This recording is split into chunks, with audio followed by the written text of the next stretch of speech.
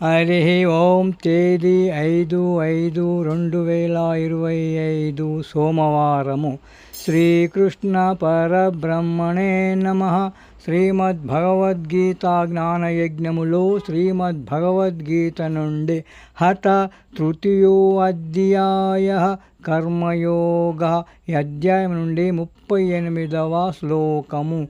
ధూమేనా వ్రియతే వహ్నిః యథాదర్శో మలేన చ యథోల్బేనావృతో